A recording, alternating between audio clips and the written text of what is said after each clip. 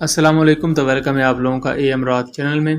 आज हम बात करने जा रहे हैं, कुछ तस्वीर निकल कर सामने आई हैं जिसमें J-31 या J-35 ये दोनों 5th जनरेशन एयरक्राफ्ट हैं जो कि एक ही सीरीज़ से ताल्लुक़ रखते हैं। इनकी ऑप्टिमम पेलोड पर काफ़ी ब्रीफ किया गया है। आज हम उन्हीं का एनालिसिस करेंगे कि ये पेलोड में किस तरह के वेपन्स लेकर जा सकता है, और अगर ये वो वेपन्स लेकर जाता है तो उसके ड्रॉबैक्स क्या होंगे और उससे स्ट्रॉन्ग पॉइंट इसके क्या निकल कर सामने आते हैं। तो मैं पहली चीज़ तो वाज़े करता चलूँ कि J-31 के लिए भी ये सेम पेलोड होगा और J-35 एयरक्राफ्ट के लिए भी, लेकिन J-35 चूँकि नेवल ऑपरेशंस के लिए होगा तो वो ज़्यादातर एंटी शिप वेपन्स को लेकर जाएगा, जबकि जो एयरफोर्स के लिए J-31 एयरक्राफ्ट होंगे वो बॉम्ब्स को, एयर टू ग्राउंड म्यूनिशन को और एयर टू एयर मिसाइल्स को ऑब्वियसली लेकर जाएंगे। सबसे पहले बात करें तो पहली तस्वीर को अगर आप देखें तो यहाँ हम 6 PL-12 मिसाइल्स को देख सकते हैं अंडर विंग्स के नीचे 6 PL-12 मिसाइल देख सकते हैं। इन्हें आप PL-15 की तरह भी कन्फिगर कर सकते हैं क्योंकि PL-12 और PL-15 दोनों इंटीग्रेट किए जा सकते हैं। लेकिन जो इंटरनल वेपन में मिसाइल दिखाए गए हैं इनके सेंट्रल पार्ट पर फिन्स नहीं है। हालांकि PL-15 के सेंट्रल पार्ट पर भी फिन्स होते हैं और PL-12 मिसाइल के सेंट्रल पार्ट पर भी फिन्स होते हैं, लेकिन ये जो बगैर फिन्स के मिसाइल दिखाया गया है ये PL-XX हो सकता है, जिसको कई बार PL-17 भी कहा जाता है। ये एवेक्स किलर मिसाइल है। ये air to air missile PL-XX है, जिसको सबसे पहले चाइना के J-16 4th प्लस जनरेशन के फाइटर एयरक्राफ्ट पर दिखाया गया था। एक तो ये बहुत ज़्यादा बल्कि है, बहुत ज़्यादा बड़ा है साइज़ में भी PL-15 और PL-12 से, और दूसरा इसकी रेंज बहुत ज़्यादा मैसिव है। आपको याद होगा सबसे पहले एक गलत फहमी पाई जाती है लोगों के ज़हन में कि PL-15 की रेंज 300 किलोमीटर है। हालांकि वो सरीहन एक गलत चीज़ है। PL-15 की रेंज 150 से 200 किलोमीटर के दरमियान है, जबकि जो ये PL-XX मिसाइल है इसकी रेंज 300 किलोमीटर हो सकती है, हो सकता है 300 किलोमीटर से भी ज़्यादा हो।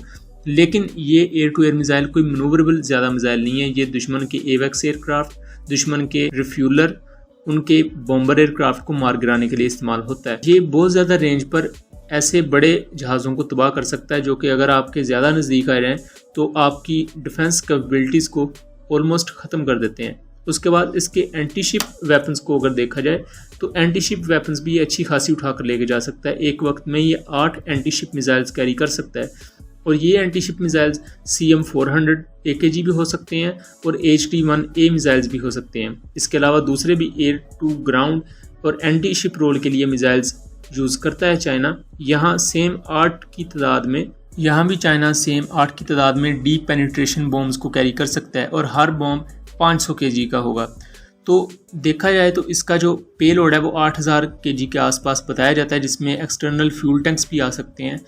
और यहाँ जो पेलोड को बार बार बात की जा रही है तो इसमें जो विंग पर वेपन्स लगाए जाएंगे ये तो ज़्यादातर हमें देखने को नहीं मिलेंगे, क्योंकि ये एक 5th जनरेशन एयरक्राफ्ट है।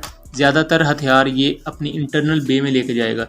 लेकिन 5th जनरेशन जहाज़ों की एक कमी भी यही है कि इंटरनल बे चूँकि छोटी होती है, वहाँ आप ज़्यादा वेपन्स रख भी नहीं सकते, और ख़ास तौर पर जो एयर टू ग्राउंड वेपन्स होते हैं वो काफ़ी बल्कि होते हैं और उन्हें इंटरनली इंटीग्रेट करने में भी मसले मसाइल होते हैं। F-35 एयरक्राफ्ट में हम इस तरह के मसाइल देख चुके हैं। सेम एज़ अगर हम इस चीज़ को ही कन्फिगर करें तो जो J-31 है वो काफ़ी अच्छा एयरक्राफ्ट होने वाला है अगर वो 4 एंटी शिप मिसाइल्स अपनी इंटरनल बे में ही लेकर जा सकता है। लेकिन अगर इतना ज़्यादा वो पेलोड लेकर जाएगा तो उसकी ऑलमोस्ट रेंज भी कम हो जाएगी, क्योंकि जब ज़्यादा वजन हो जाता है तो रेंज ऑलमोस्ट डिक्रीज होना शुरू हो जाती है। लेकिन एयर टू ग्राउंड रोल में या एंटी शिप रोल में मैं इसे बहुत ही बेहतरीन एयरक्राफ्ट कन्फिगर करूँगा। अगर हम देखें एंटी शिप रोल में तो F-35 भी आई डोंट थिंक सो कि इस तरह के वेपन्स को लेकर जा सकता हो। वो JDAMs को ज़रूर ले जा सकता है, लेकिन जो अभी कंसेप्ट आर्ट J-35 और J-31 की दिखाई गई है तो मैं इसे बेहतर करार दूंगा F-35 के। उसके अलावा स्मॉल डायामीटर माइक्रो म्यूनिशन को देखा जाए तो एक वक्त में 30 इस तरह के स्मॉल डायामीटर बॉम्ब्स कैरी कर सकता है, और ये बहुत बड़ी तादाद है।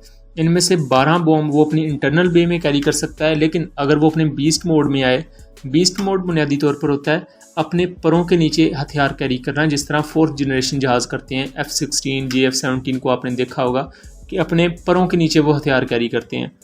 इसे बीस्ट मोड कहा जाता है। जबकि जो 5th जनरेशन जहाज़ हैं ये अपनी इंटरनल बे में वेपन्स कैरी करते हैं, जिन्हें स्टेल्थ मोड कहा जाता है। तो बीस्ट मोड में ये 18 बॉम्ब लेकर जा सकता है और इंटरनल बे में ये 12 बॉम्ब्स लेकर जा सकता है। टोटल 30 स्मॉल डायमीटर वेपन्स को कैरी कर सकता है। स्मॉल डायमीटर बॉम्ब्स यहाँ 2 किस्म के हो सकते हैं। पहला BBM-2, ये 100 किलोग्राम का छोटा बॉम्ब है और इसे सबसे पहले 2014 में शाया किया गया था। 2014 में इसका जो ऑफिशियल पोस्टर था उसके मुताबिक ये J-10C, J-10 के जितने भी एयरक्राफ्ट हैं, FC-31, JF-17 thunder, J-16, J-11 और J-20, हर किस्म के एविक के थ्रू जो जहाज़ बन के आते हैं उन पर ये इंटीग्रेट हो सकता है। और 2014 के बाद इसकी कोई ख़ास अपडेट सामने नहीं आई थी, लेकिन अब माइक्रो म्यूनिशन को इस तरह यहाँ टीज़ करना इस चीज़ को ज़ाहिर करता है कि चाइना इन माइक्रो म्यूनिशंस को ऑलमोस्ट बना चुका है और अब इन्हें इंटीग्रेट करने का वक्त है, इन्हें ऑपरेशनलाइज करने का वक्त है। और मुस्तकबिल में हमें JF-17 थंडर ब्लॉक 3 ये माइक्रो म्यूनिशंस नज़र आ सकते हैं। ये बुनियादी तौर पर नेक्स्ट जनरेशन वेपन समझे जाते हैं।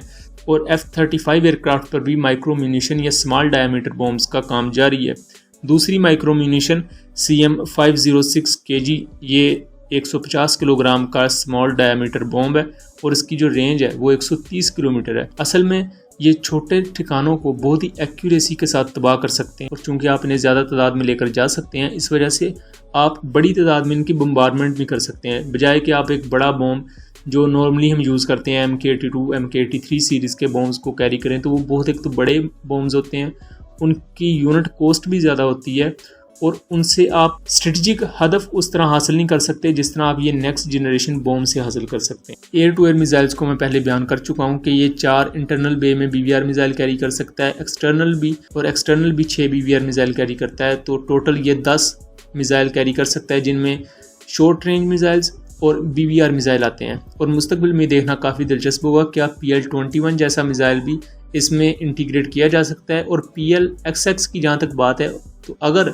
ये उसकी इंटरनल बे में पूरा आ जाता है PLXX, क्योंकि वो बड़ा मिसाइल है PL-15 से भी, तो ये बहुत बड़ा बूस्टअप होगा J-31 एयरक्राफ्ट के लिए। और अमेरिकन AWACS एयरक्राफ्ट और बॉम्बर एयरक्राफ्ट उसके निशाने पर हो सकते हैं। तो आपका इसके बारे में क्या ख्याल है, कमेंट सेक्शन में ज़रूर बताइएगा। मिलेंगे अगली वीडियो में, तब तक के लिए अल्लाह हाफिज़।